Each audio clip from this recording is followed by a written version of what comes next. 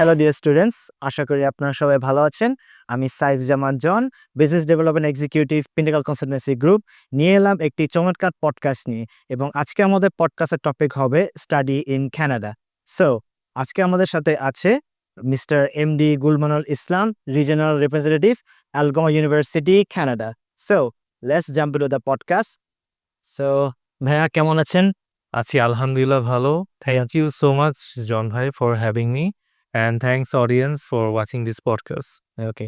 So ভাইয়া, এখন যেটা একটা কোশ্চেন যেটা হবে before we jump into the university, মানুষের একটা ধারণা আছে অ্যাবাউট কানাডা যে এখন নাকি কানাডার অবস্থা নাকি ইন টার্মস অফ ভিসা রেশন নাকি খুবই নাকি আসলে ভালো একটা না। So could you actually shed some light that should actually students apply for Canada at this moment? Definitely, it's a very important question for most of the candidates in Bangladesh that what is the scenario in Canada right now and how's the visa response for Bangladesh market. So প্রথমেই আমি বলতে চাই অ্যালগোমা ইউনিভার্সিটির প্রেক্ষাপটে যদি আমরা বলি, আমাদের ইউনিভার্সিটিটা একটা পাবলিক ইউনিভার্সিটি এবং এই ইউনিভার্সিটি এবং কানাডার currently visa ratio is quite good. হ্যাঁ, এই ২০২৪ সালের এবং ২০২৫ সালে যে ডিফারেন্সটা, ২৫ সালে Canada destination as a whole it's growing gradually. হ্যাঁ, কারণ আমাদের বছরে ৩টা ইনটেক থাকে। একটা হচ্ছে উইন্টার ইনটেক, যেটা জানুয়ারিতে ক্লাস শুরু হচ্ছে। একটা সামার ইনটেক, যেটা মে মাসে ক্লাস শুরু হবে, এবং সবথেকে বিগেস্ট ইনটেক যেটা আপনার ফল ইনটেক, যেটা সেপ্টেম্বরে ক্লাস শুরু হয়।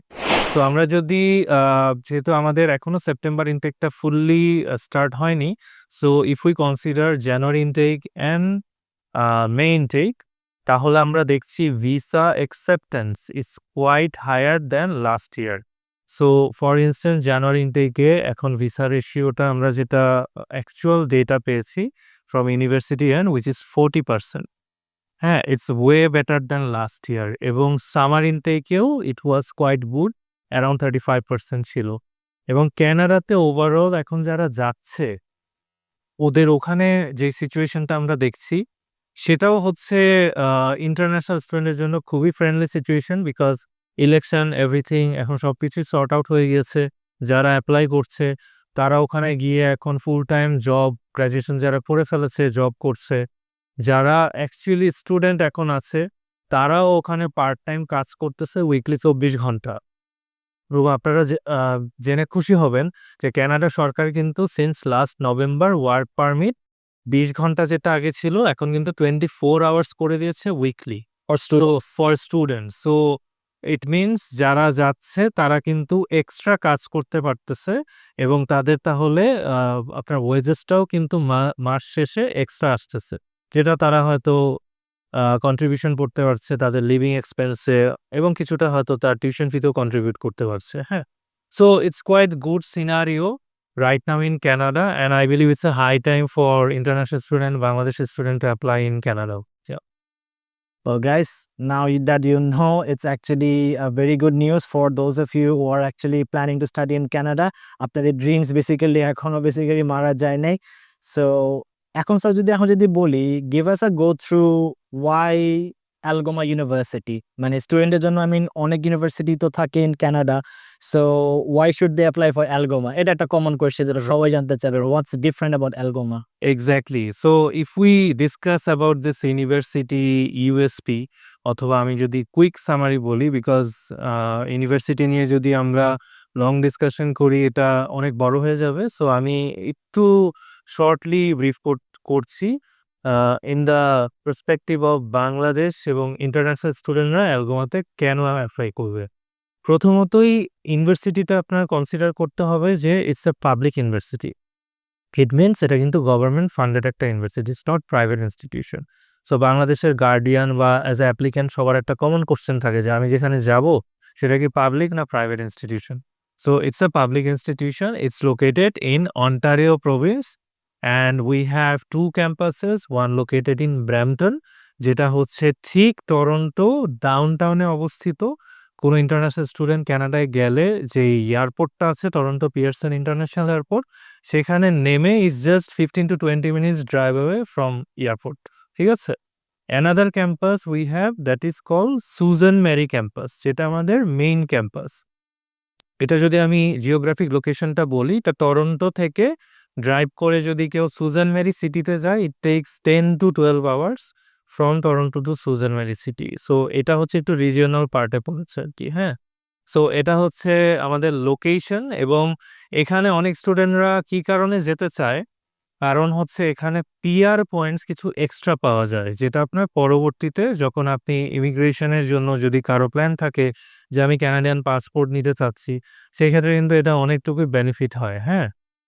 এই টার্মটাকে বলে RCIP, rural community immigration pilot program. So এখানে আপনি কিছু অ্যাডিশনাল পয়েন্ট পাচ্ছেন।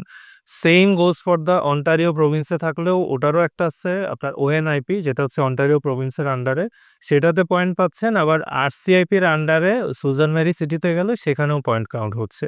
So this is a important part that why you select this two campuses, ঠিক আছে। আর ব্র্যাম্পটনে যেটা হচ্ছে সাউথ এশিয়ান কমিউনিটি অনেক স্ট্রং। ওখানে বাংলাদেশি বলেন, ইন্ডিয়ান বলেন, Pakistani, maximum people lives in Brampton side. এই জন্য ব্র্যাম্পটনে অনেকেই যেতে চায়। হয়তো দেখবেন আপনার ফ্যামিলিতেও যদি কেউ নর্থ আমেরিকা, কানাডাতে থাকে, ঘুরে ফিরে দেখবেন ব্র্যাম্পটন সিটিতে কারো না কারো রিলেটিভ অথবা ফ্রেন্ডস আছেই। দ্যাটস ভেরি হ্যাঁ, সো এই জন্য সবাই আর কি আমাদের ক্যাম্পাসটা পছন্দ করে বা এখানে অ্যাপ্লাই করতে চায়। আচ্ছা, এবার যদি আসি যে অ্যাডমিশন ক্রাইটেরিয়া, আমাদের অ্যাডমিশন ক্রাইটেরিয়া যে কোনো পাবলিক ইউনিভার্সিটি কানাডার সাথে যদি আপনি কম্পেয়ার করেন, ইট ইজ কোয়াইট ফ্লেক্সিবল। আমাদের রেকগনিশনও আছে, we are number 2 in Canada as per Maclean's magazine because of affordable tuition and living expense. So এই জন্য আমরা number 2 in Canada under Maclean's magazine.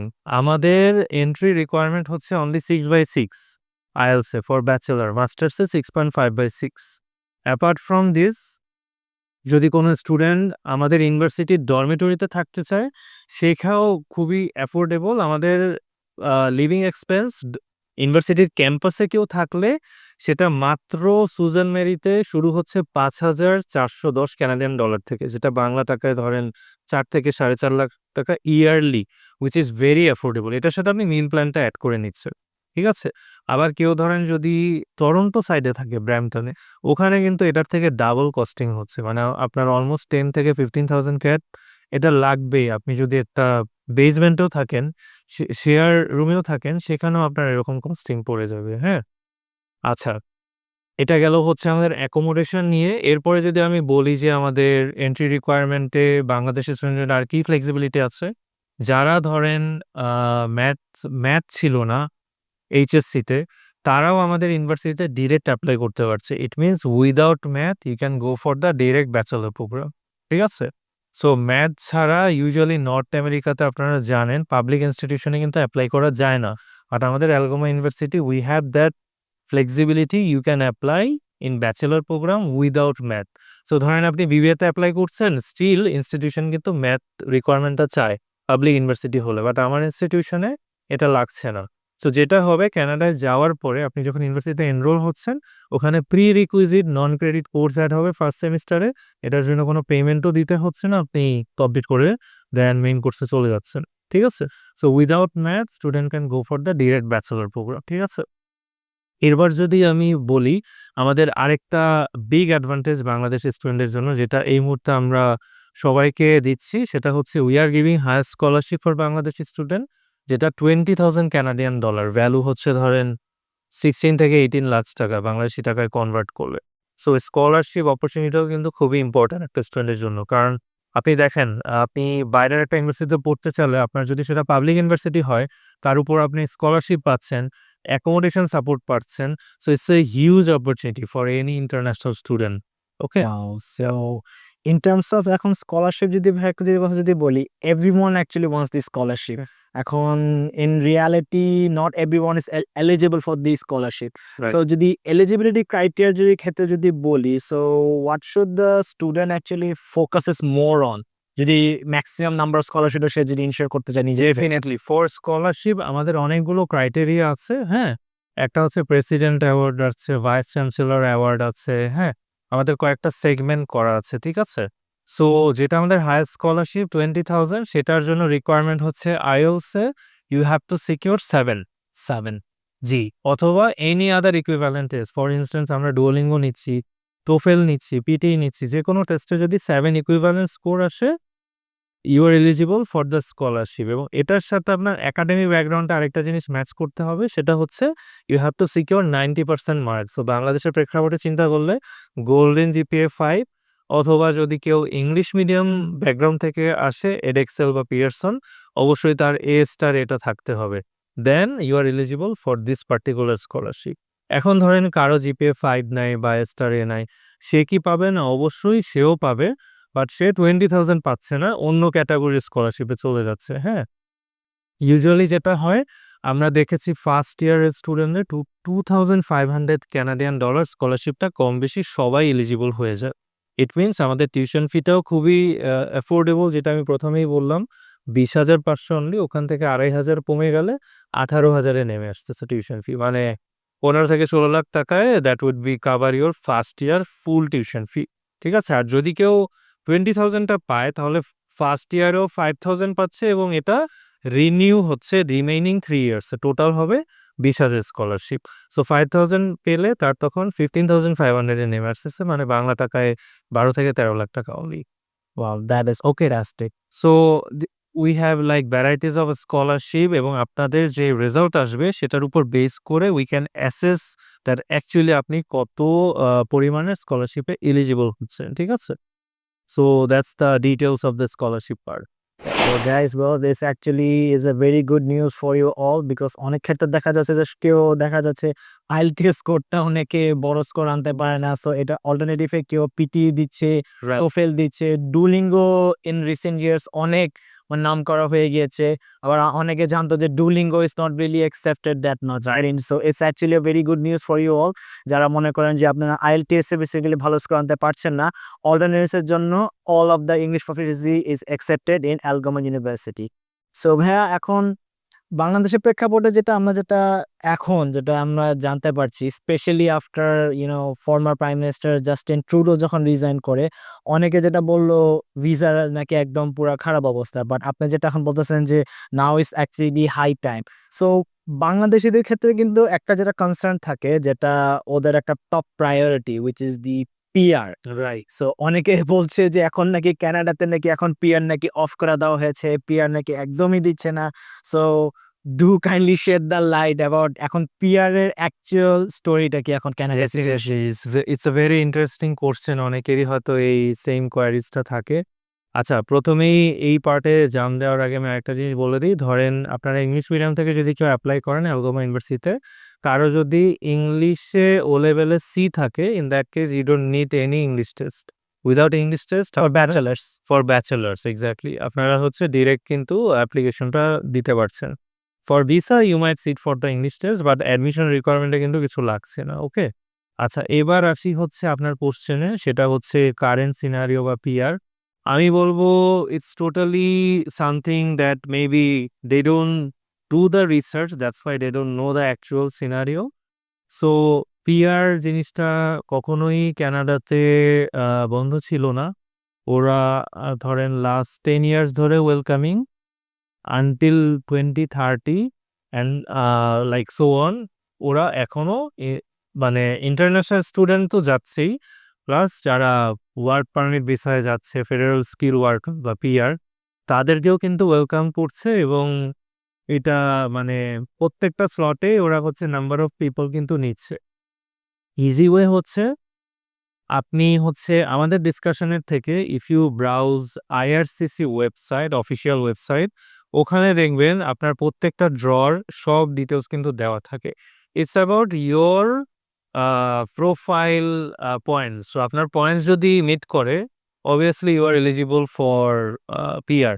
Though I am not an immigration expert or immigration lawyer, but based on my experience, I can share that with you. So ক্যানাডাতে যেটা হচ্ছে, আমি যদি ইউনিভার্সিটির সাথে রিলেট করে একটু বলি, রিসেন্টলি 29th অফ জুলাইতে কিন্তু কিছু চেঞ্জ দিয়েছে। প্রথম চেঞ্জ সেটা হচ্ছে ওরা বলেছে এখন যদি কারো রিফিউজাল হয় ক্যানাডা থেকে, তাহলে সেটা ডিটেলসে রিফিউজাল লেটারটা আসবে। ইট মিনস স্টুডেন্ট বুঝতে পারবে কোন গ্রাউন্ডে কি কারণে তাকে রিফিউজাল করেছে। এটা প্রিভিয়াসলি খুব একটা আপনার কম্প্রেহেন্সিভ ওয়েতে রিফিউজাল লেটারটা ওরা পাবলিশ করতো না। সেকেন্ড কথা যদি বলি, রিসেন্ট চেঞ্জ যেটা আরসিসি করেছে সেটা হচ্ছে ওরা একটা কোড নিয়ে আসছে যেটাকে সিআইপি কোড বলে। ইট মিনস ক্যানাডাতে কারেন্টলি যেই জবগুলো ডিমান্ডেড, হ্যাঁ? মানে যেটাতে অ্যাকচুয়ালি স্টুডেন্ট যদি পড়াশোনা করে ফিউচারে সে জব সিকিউর করতে পারবে এবং ধরেন ওই জবগুলো অ্যাভেইলেবল আছে, ঠিক আছে? সো ওরা সিআইপি কোডের আন্ডারে সবগুলো কোর্স লিস্টেড করে এনেছে, হ্যাঁ? ফর ইনস্ট্যান্স যেমন প্রজেক্ট ম্যানেজমেন্ট ছিল, এনভায়রনমেন্টাল সায়েন্স ছিল। এই কোর্সগুলো কিন্তু এখন ওরা সিআইপি থেকে রিমুভ করে দিয়েছে। আবার নতুন অনেক কোর্স এড করেছে, হ্যাঁ? So you will be happy to know Algoma ইউনিভার্সিটির যে কোর্সগুলো আছে প্রত্যেকটা কোর্স সিআইপি কোডের আন্ডারে। স্টার্টিং ফ্রম ব্যাচেলর বিবিএ বলেন, হ্যাঁ, কম্পিউটার সায়েন্স বলেন, লাইফ সায়েন্স বলেন, আপনার আর্টস, হিউম্যানিটিজ, সোশ্যাল ওয়ার্ক প্রত্যেকটা কোর্স সিআইপি কোডের আন্ডারে। সো মানুষের যদি বলি যে these are all peer listed exactly এবং আপনি এই কোর্সে পড়াশোনা করে once you finish your bachelor or master's program you are eligible to get up to 3 years PGWP যেটা হচ্ছে পোস্ট গ্রাজুয়েশন ওয়ার্ক পারমিট, ওকে? সো এই কোর্সটা আপনারা নিঃসন্দেহে যখন অ্যালগোমা ইউনিভার্সিটিতে অ্যাপ্লাই করবেন or any other institution in Canada you can look this CIP code in IRCC website. So আপনি ওটা এনশিওর হয়ে তখন ওই কোর্সটা সিলেক্ট করে ইউ ক্যান অ্যাপ্লাই, ঠিক আছে? সো আপনারা এটা অবশ্যই মাথায় রাখবেন যে হ্যাঁ, অ্যালগোমা ইউনিভার্সিটি সবগুলো সিআইপি কোডের আন্ডারে এবং মাস্টার্সে আমাদের কিছু স্পেসিফিক প্রোগ্রাম আছে। ফর ইনস্ট্যান্স আমরা এই মুহূর্তে বাংলাদেশ মার্কেটের জন্য খুবই ভালো রেসপন্স পাচ্ছি। Master of global business and economy, ঠিক আছে? যারা ধরেন বিজনেস ব্যাকগ্রাউন্ড থেকে এসেছে, এমবিএতে না গিয়ে একটু অল্টারনেটিভ বা একটু ফ্যান্সি আরেকটা কোর্সে যেতে চাচ্ছে, that's a very lucrative program for them. Master of global business and economy কোনো জিআরই জিম্যাট লাগছে না। আইএলটিএস রিকোয়ারমেন্ট মাস্টার্সে আমাদের only 6.5/6 and the good news is we are still open for January intake. আমরা এখন অ্যাপ্লিকেশন নিচ্ছি, হ্যাঁ? So এই কোর্সটা আপনারা যারা মাস্টার্সে যেতে চাচ্ছেন বিজনেসে you can look for this program. Apart from that আমাদের আরেকটা প্রোগ্রাম রান করছি business analytics, masters of science in business analytics. যারা ধরেন বিএসসি থেকে পড়েছে, সায়েন্স ব্যাকগ্রাউন্ড, এখন চাচ্ছে যে analytical related career build up করবে, তাদের জন্য এটা একটা বেস্ট প্রোগ্রাম। এখানেও অ্যাজ অফ নাও কোনো জিআরই জিম্যাট লাগছে না, হ্যাঁ?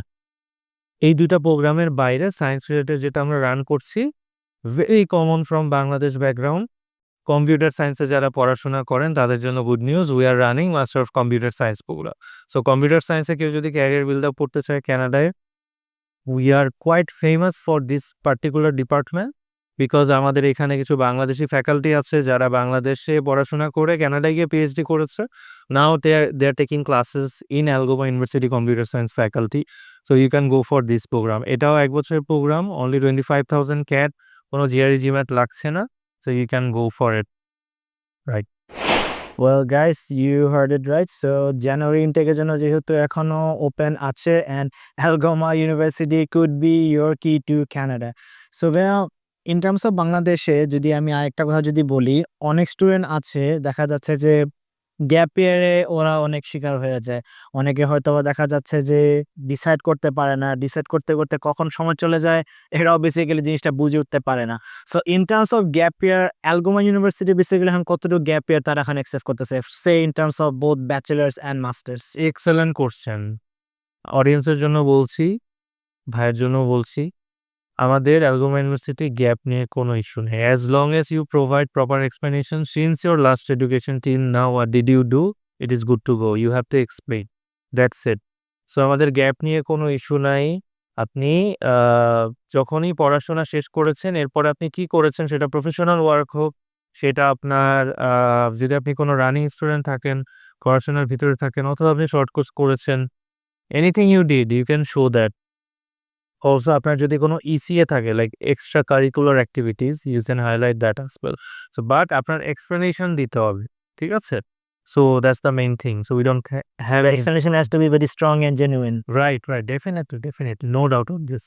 ওকে। সো ইন টার্মস অফ যদি আমি যদি বলি, অনেক স্টুডেন্ট দেখা যাচ্ছে যে প্রাইভেট ইউনিভার্সিটি অথবা একটা পাবলিক ইউনিভার্সিটিতে সে অ্যাডমিশনটা নিয়ে নেয়, বাট তার গোল হলো গিয়ে স্টাডি অ্যাব্রড নিয়ে। বাট দেখা যাচ্ছে যে উনি গ্যাপ ইয়ারের ভয়ে একটা জায়গায় রানিং থাকলো। সো বাংলাদেশ ইউনিভার্সিটি থেকে কি ক্রেডিট ট্রান্সফারের কোনো অপরচুনিটি আছে নাকি অ্যালগোমা ইউনিভার্সিটিতে, যদি একটু বলতেন? Yes, this is a very like generic question what I get from most of the candidates who are running student in university. So হ্যাঁ, অবশ্যই আমাদের আছে। আপনার ইনস্টিটিউশনের যেই কারিকুলাম, হ্যাঁ? আপনি যেখান থেকেই পড়েছেন, সেটা যদি আমেরিকান কারিকুলাম ফলো করে এবং আপনার কোর্স কনটেন্ট আপনি যে কোর্সটা কমপ্লিট করেছেন, যে ক্রেডিটটা কমপ্লিট হয়েছে, সেটা যদি আমাদের ইনস্টিটিউশনের কোর্স কারিকুলাম এবং ক্রেডিটের সাথে ম্যাচ করে, in that case you might get credit waive, ঠিক আছে? But it should not be less than 40 credits. যদি এরকম হয় আপনি 40 ক্রেডিটস এর অ্যাবোভ করেছেন, then you should go for it. আর যদি কম করে থাকেন অবভিয়াসলি আপনার গ্যাপ এক্সপ্লেনেশন এর জন্য তো ওটা দিতেই হবে। But if you are lucky because it's totally depend on the faculty. আপনি যে ফ্যাকাল্টিতে এপ্লাই করবেন ওরা অ্যাসেস করবে। সো যদি আপনার ক্রেডিট সবকিছু ম্যাচ করে it is good to go. Yeah. Okay, that's very nice. So ভাইয়া, আরেকটা যেটা আমি যদি একটা কোয়েশ্চেন যদি বলি, যেটা বাংলাদেশি স্টুডেন্টরা দেখা যাচ্ছে যে অনেকে স্পাউস নিয়ে সবাই ট্রাভেল করতে চায়। অ্যান্ড অনেকে দেখা যাচ্ছে যে এই একটা কান্ট্রি নিয়ে ওরা খুবই একটা হ্যাসেল অবস্থা হয়ে যায় যে কোন কান্ট্রি নিয়ে স্পাউসে ওরা ট্রাভেল করতে পারবে। সো অ্যালগোমা ইউনিভার্সিটি কি স্পাউস কি এখন কি অ্যালাউ করছে for say bachelors or masters? Yes, for Bangladeshi market, basically Bangladesh market is a master centric country. So masters এরই বেশি কোয়ারি পাওয়া যায় রিগার্ডিং ডিপেন্ডেন্ট। আমি আগে আপনার কোশ্চেনটা ক্ল্যারিটি দেই। ব্যাচেলরে কখনোই স্পাউস অ্যালাউ না, হ্যাঁ? So if you want to take your dependent or spouse মাস্টার্সে কানাডা এখনো open. There is no restriction এবং অ্যালগোমাতে যদি কেউ অ্যাপ্লাই করে অবশ্যই ডিপেন্ডেন্ট নিয়ে যাওয়া যাবে। ঠিক আছে?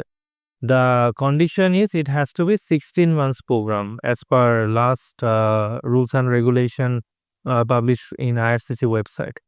So 16 মাসের program হলে you can take your dependent master's program. That's it.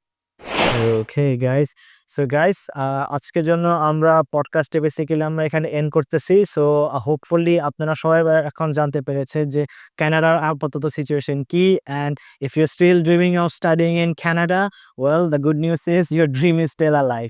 So thank you ভাইয়া, আশা করি আপনারা আরেকবার আসবেন। And thank you for the audience.